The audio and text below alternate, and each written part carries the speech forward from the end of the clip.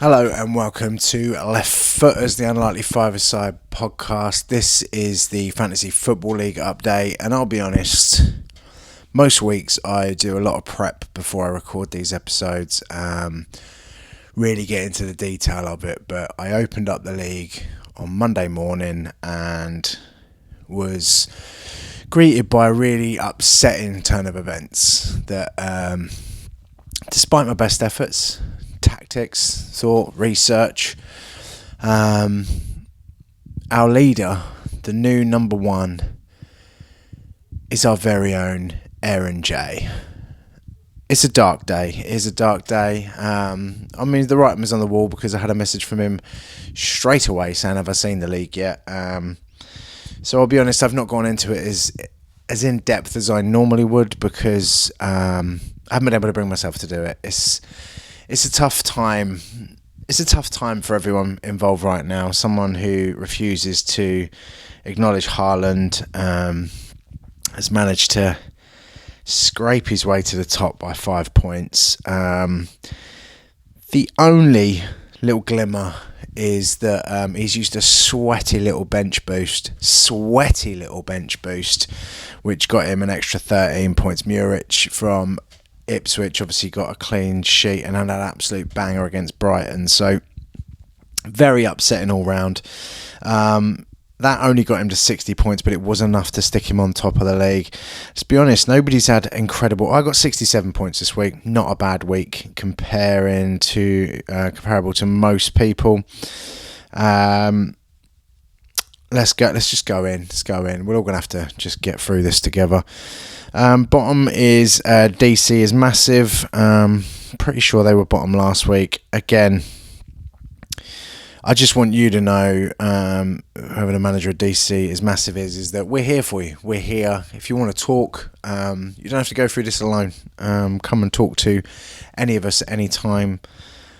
We don't want you suffering like this. This is a cry for help. Other than Watkins got 30, Salah. Do you know what? Salah quite gloriously has killed a few people this last week. Lots of people that probably would have had better weeks didn't, because Salah and Liverpool failed as a collective, which has made it a slightly more glorious week. Me personally, let's just get into it. I feel like the biggest mistake I made was De Ligt. I don't know why I didn't put him in. I was toying around, messing around with a team, getting ready, future-proofing for the next few weeks. I made a few subs, thinking I'll have a better squad depth for the coming weeks, and then didn't put him in, but I left somebody from Palace in. In theory, you'd have thought they would have kept a clean sheet against Leicester, but was not the case.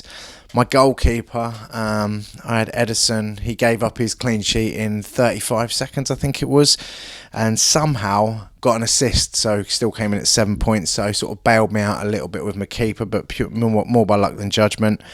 The only thing that saved me this week was Haaland, obviously, doing what he does. Mateta, put him in as a late shout. Garnacho, stoppage time goal. So other than that, bang average 67 points, but with a case of what could have been if I'd have thought to put De Ligt in. I don't know what I was thinking. I thought they'd get a reaction after he got humiliated by his Dutch manager and Van Dijk during the week after his mistake in the internationals, but yeah, lots of average weeks going by where we were. I can't even remember who was top last week. Like I said, I just haven't been able to bring myself to go through this because of Aaron's success. Let's have a look. Raya, clean sheet. Gabriel in defence, got a goal and a clean sheet, obviously. Captain Salah, who's completely let him down. Garnacho he had. Son, Eze did nothing. Strand Lawson, is it? Lawson. He got him 5 points from the Wolves game. Muric was, like I say, his second best performer, and he was on the bench. So, maybe it's a false game, but it's kept him in position. So, like I say, he's our leader at top. Living Saliba Loco has probably been the most consistent up till now, as well as Aaron. He had a 64-point week. Who do you have? Smith Rowe chipped in with 7, Cole Wilson 5, Watkins, and then Haaland as captain. So either or would have been fine with those ones. The best week we saw in our league was Bombay. 89 points, cracking week that is. Got a lot of good decisions right. Haaland captain, Watkins in there, Vardy, Rashford, Garnacho, Gabriel, Martinez. And the other City boys let him down, and he's gone with the Everton goalkeeper for some inexplicable reason. But it is what it is. He's still the mighty one with 89 points last week. Worst week we had was the Phillips 11, a wild card as well, just to bring back 31 points. This is shocking from me old mate. Captain Salah fail. Haaland got him 13. Everybody else, Palmer was 3 points, and everybody else was just a nothing, a nobody. Terrible performance from him there. He slid right down the table at that point. What a week it was, really. What a week it was. I would have said before the games came around, there was nothing that really stood out. I didn't see anybody having I suppose Liverpool, Forest was the pile-on it seems to have happened in terms of captains and defenders in people's teams, but I didn't see it happening. I didn't have any Liverpool players in, mainly because of my bias, but also I just didn't see. Nuno is known for like this boring team. I think it's more likely. I didn't see them winning, but I didn't think they would get rolled over either. I thought it'd be maybe 1 or 2-0, so I didn't go with it. Brighton, Ipswich, I think a few people thought would have been a bit more of a landslide, so fair play to Ipswich for digging out a point there. Man United 3-0. Onana obviously got a penalty save in that and a clean sheet, so I don't know if anybody went for him, but that was a good shout if you did, ultimately, considering what a shambles he looks 90% of the time. Everton always look good to throw away a 2-goal lead, so that's nice. And then Tottenham Arsenal, I think with the fact there was a yellow card every 14 seconds, probably slowed that game down a little bit. And then, let's be honest, North London derby was at 2, so who cared about the Wolves-Newcastle game? Very few people outside of the Midlands and the North East, I would have said. So, it's a bit of a weird one. So this week we have got... Let's have a look at the fixtures live. We're right here now. Fixtures next week, you've got West Ham, Chelsea. It's the lunchtime kick-off Saturday.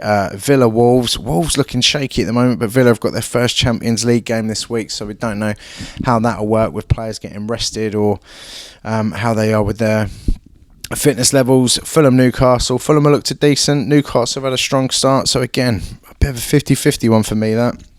Leicester, Everton, God knows. Leicester, we don't really know what they're about yet. Steve Cooper's obviously only taken over in the summer. Liverpool, Bournemouth. Now, this used to be, I think famously, this was like a 9-0 a couple of years ago, so 8-0 or something like that. I do feel like this is one that will be a little bit closer. Both play good football. Slot still working it out. Obviously, they'll want to bounce back from what happened against Forest. But Bournemouth always look a decent team when I've seen them in the last year. Southampton, Ipswich. Definitely got to say that's a 6-pointer. Both like to play attacking football. Southampton like to build from the back. I don't know if Ipswich are that bothered where it comes from. I feel like they're a pressing team. Interesting. Tottenham, Brentford. Feel that could be a bit nip and tuck.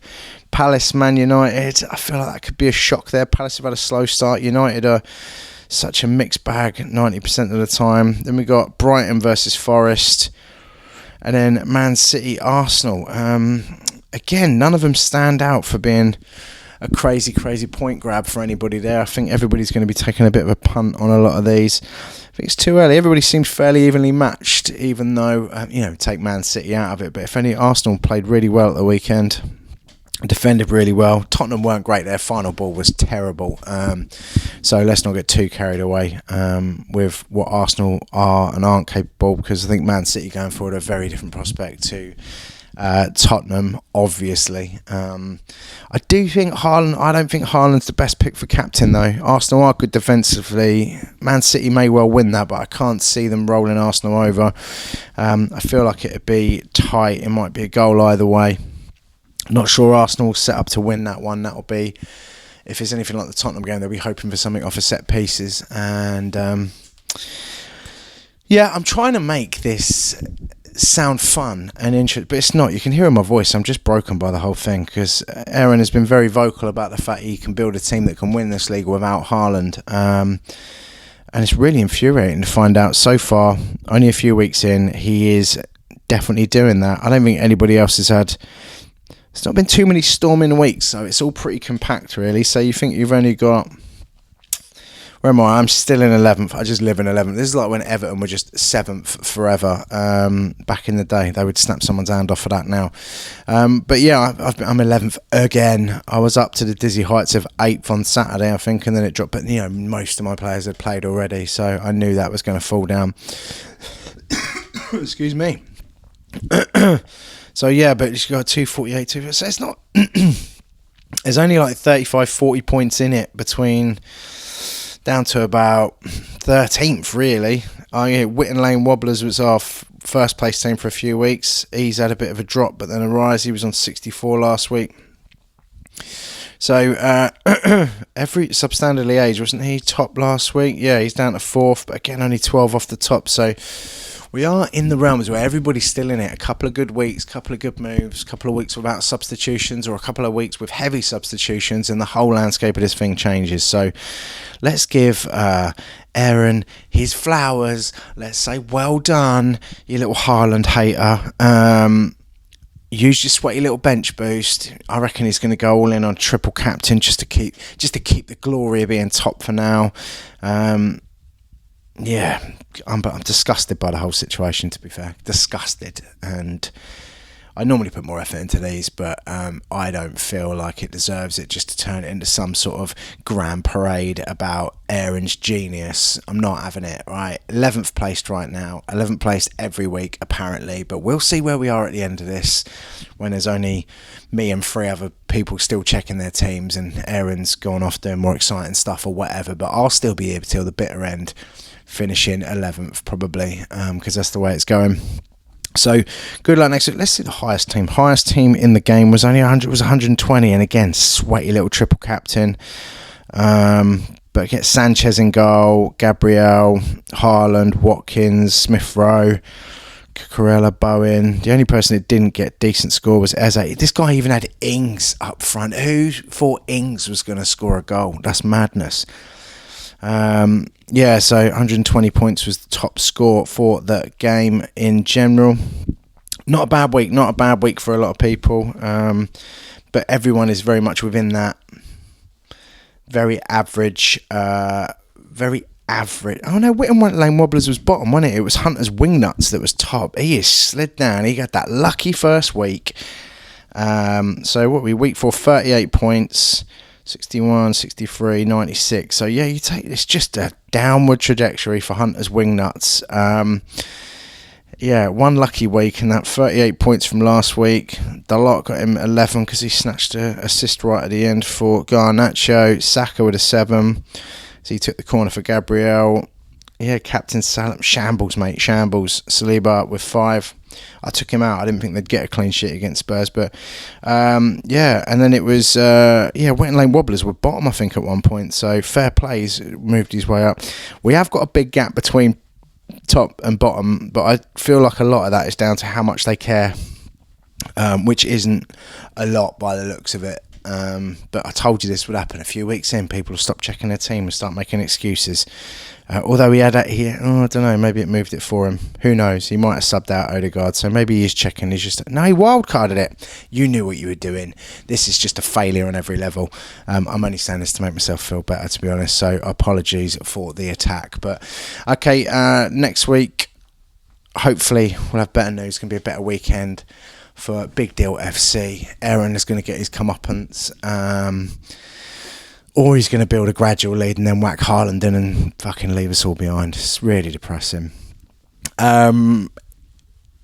Episodes of the actual Left Footers pod. I did some guest episodes this last week. So we've had the one with Matt Adlington's gone out. Also recorded with Tom Toll and Aaron Simmons. and Aaron I still like because he isn't pummeling me on Fantasy Football League. And me and Aaron will try and meet up to get some episodes recorded soon. Thank you so much for watching or listening, if you've even bothered. Like I won't listen to this back because it just involves me talking about Aaron being top of this godforsaken league while I'm in 11th. I will just say the last time I saw Aaron was Saturday night and we were in a church in Ipswich swearing and doing comedy. So yeah, and that was I didn't know that was a simpler time. I still had a lot of time for Aaron. I still thought we were friends, and now he's top and acting like I'm something he stepped in, which is really upsetting. But that's the end of this episode. That's the end of our friendship. That's the end of all of it, unless I have a better week and Aaron fails a little bit. So I'm not bitter though. It's all about taking part. Yeah, definitely what it's about. Thanks for watching and listening. Please subscribe and tell your friends that Aaron is a fucking know-it-all.